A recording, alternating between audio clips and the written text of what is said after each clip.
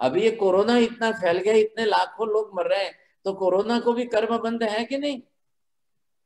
है ना, है।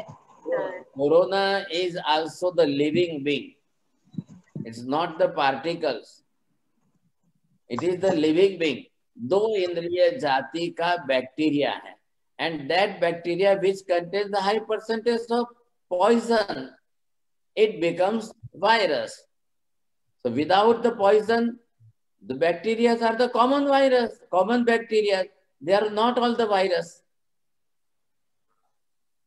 But the particular type of corona, उसके जो स्पाइक्स होते हैं उसके साथ वो है, तो उसके अंदर पॉइजनस इफेक्ट इतनी है कि वो जाकर के लंग्स में कफ को लेकर के अपना मल्टीप्लिकेशन रूप धारण कर लेता है, और फिर वो कफ इतना बढ़ करके, उसकी ग्रोथ इतनी बढ़ करके जो है, तो वो रेस्पिरेटरी सिस्टम को डिस्टर्ब करता है, ऑब्स्ट्रक्शन बन जाता है, और श्वास नहीं लेने से इंसान मर जाता है।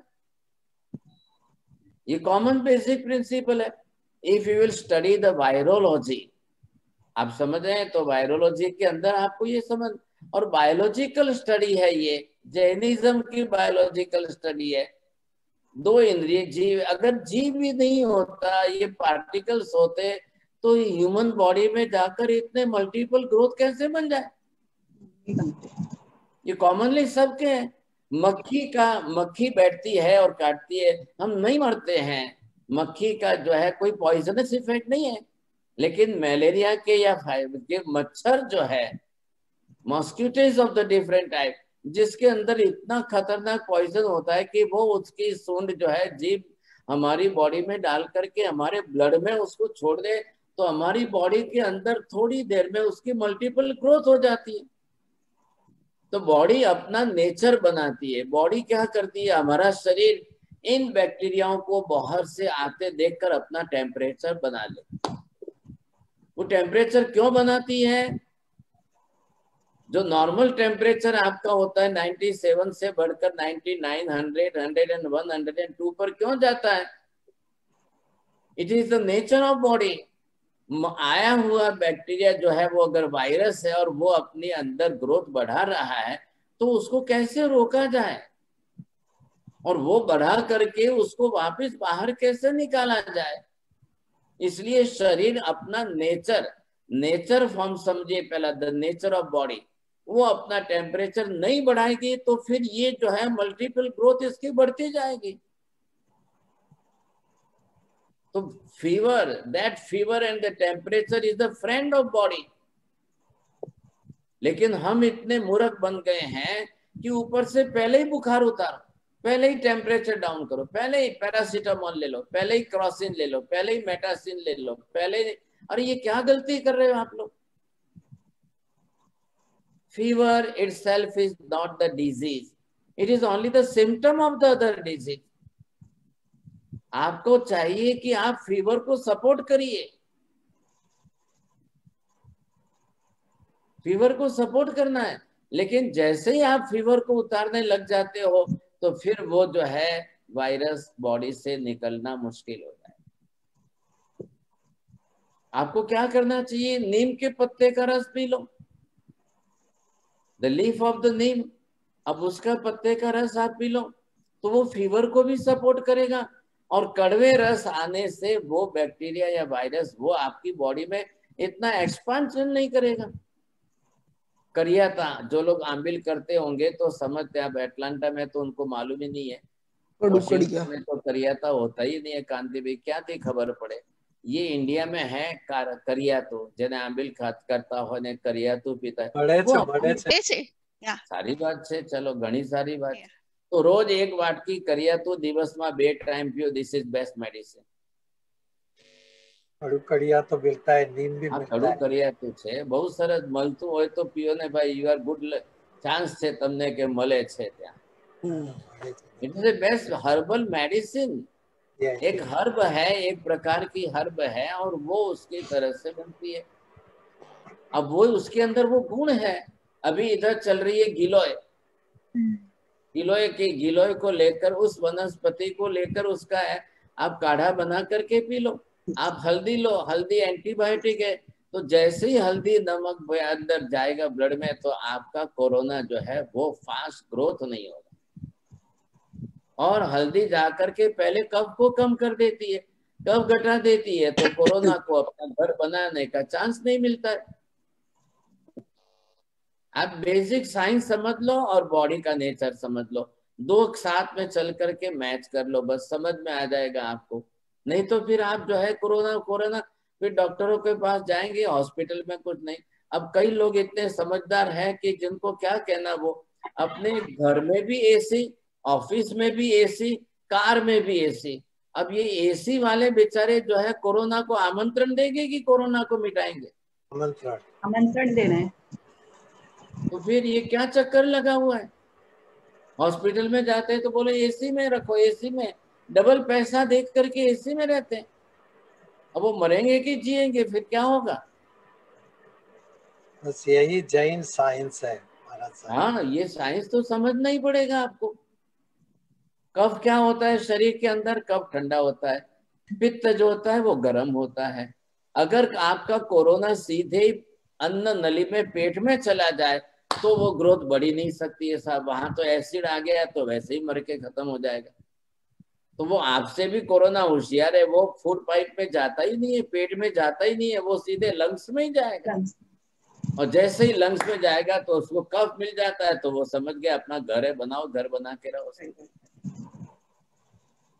और पहले तो दिमाग में से भूत निकाल दो कि जल्दी पैरासीटामोल लो, जल्दी क्रॉसिन लो, जल्दी मेटासिन लो, जल्दी बुखार उतारो। अरे अरे अरे अरे अरे, सुबह से शाम तक अभी बुखार ही नहीं उतरा, इनको बुखार कम नहीं हुआ है। वो थर्मामीटर लगाकर 10 बार मापते ही रहेंगे।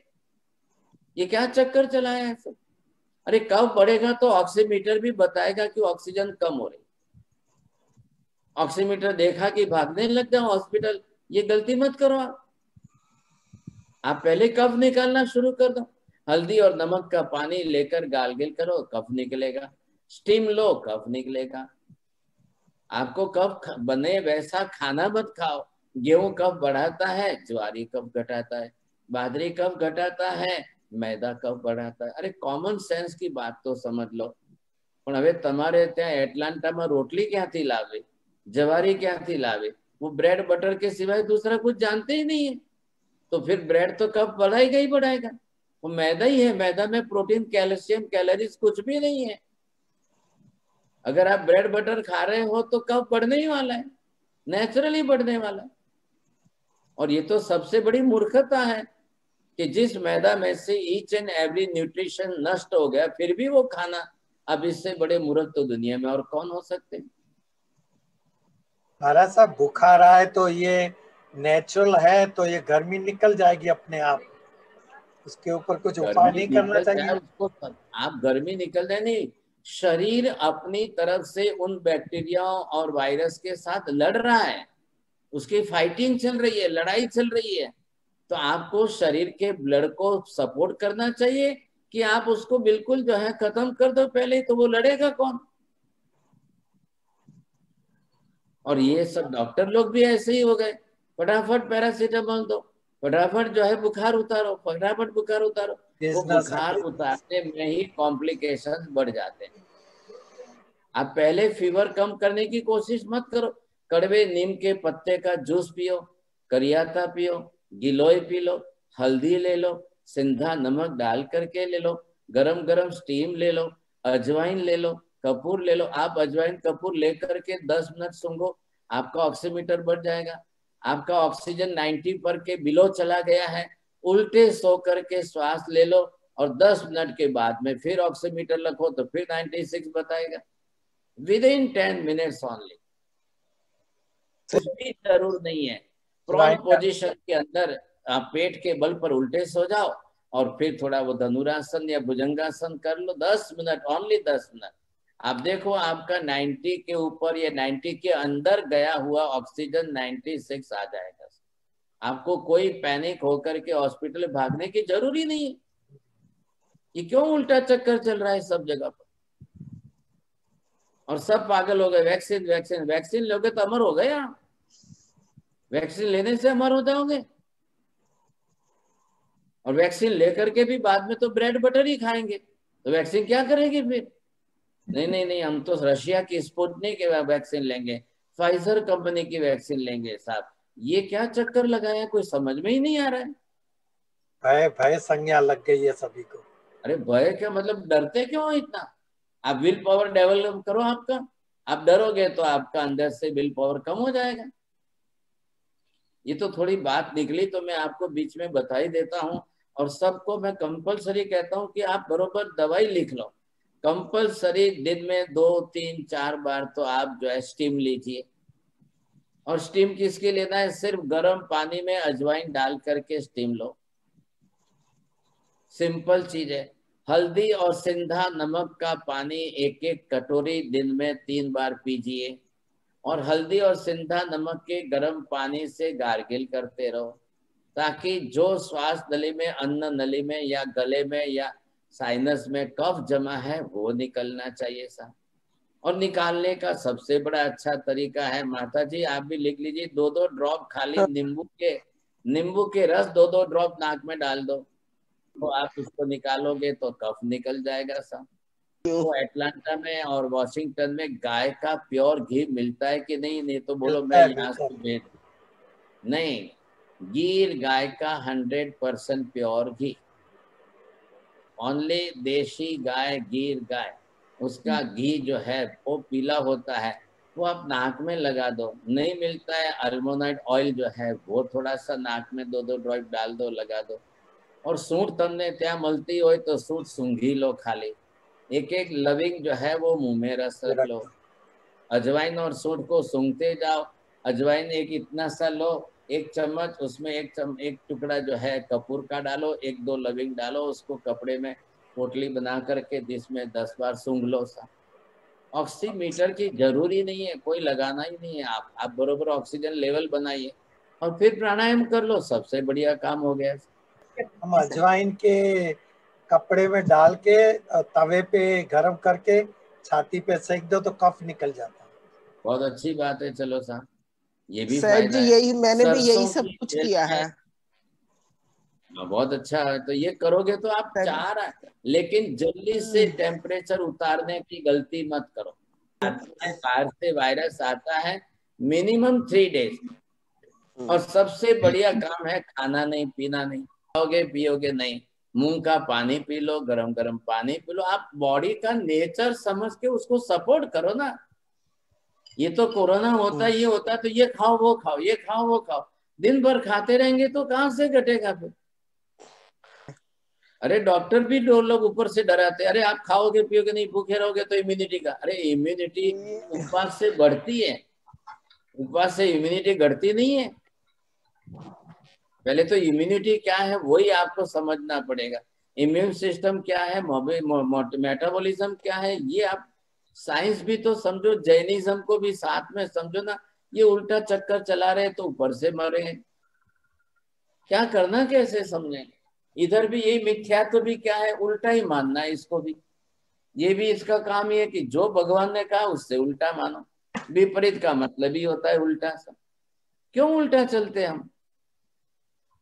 उल्टा चलने की कोई आवश्यकता ही नहीं है। ये कोई वायरस दुनिया में पहले नहीं थे क्या? प्लेग क्या था? प्लेग के वायरस नहीं थे? छोटी माता निकली थी उस समय, उसके वायरस नहीं थे? बिफोर दैट सेंचुरी, 100 साल पहले भी बहुत हुए हैं, बहुत मरे हैं साहब।